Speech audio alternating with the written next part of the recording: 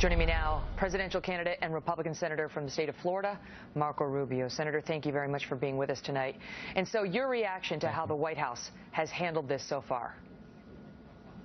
Inexplicable, really. First of all, from the very first instances after this happened, they, like most people on the left, immediately jumped on this whole gun control argument without knowing any of the facts about this case, just immediately jumped on that, and they've continued banging the drum of gun control up until today, when, as every hour went by, the indications were greater and greater that this was a terrorist act, and we now know that it was, irrespective of whether the White House or not has acknowledged it yet.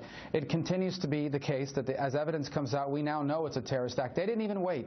They immediately jumped on it as just another example of another mass killing, and this is why we need gun control, completely ignoring that none of the laws that they're proposing would have done anything to prevent this shooting or any of the previous shootings that they've cited or pointed to. What do you make of the Attorney General Loretta Lynch, who comes out today, doesn't even call it a terrorism investigation? It took the FBI director sitting next to her to say that. At the same time, she's sending a message to Muslim groups last night saying she will make sure that any hateful rhetoric against Muslims is looked into. I was like, she says, oh, by the way, you know, we do have the First Amendment, but I'm going to look into that.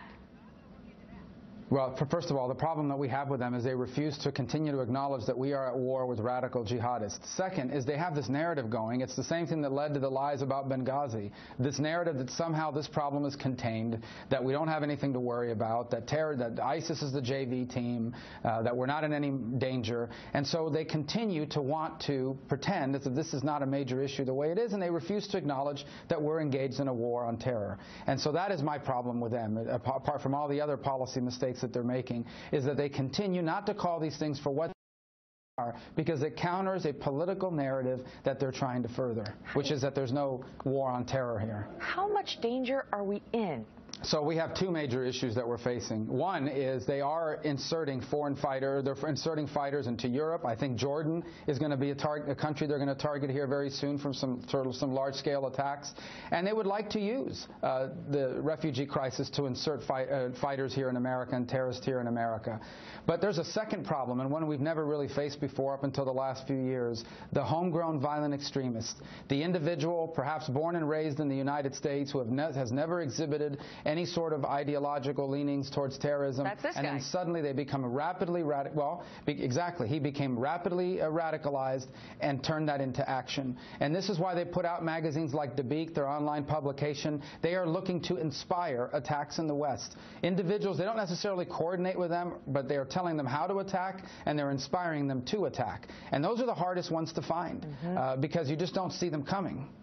But it's like you have to find a direct communication between al-Baghdadi, who's running ISIS, and the individual here in the United States now in order for the administration to say, this is clearly terror. There doesn't have to be that direct link, does there? There doesn't, and that's the point. Is that homegrown violent extremists are not individuals that are receiving an order to attack this certain place at a certain time, a certain way. What they are doing is they are getting mass information through propaganda, online, and other methods that inspire them not just to attack, but suggest ways to attack.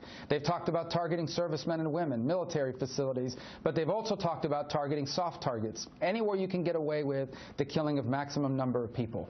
And that is the threat that is continuing to grow. The homegrown violent extremists, there are active investigations open in virtually every field office that the FBI has in this country. It is a threat unlike anything we have ever faced, and it is rapidly growing. And each one of these attacks makes the next attack even more likely because of copycats that are inspired to try to do the same thing. Senator, thank you. Thank you.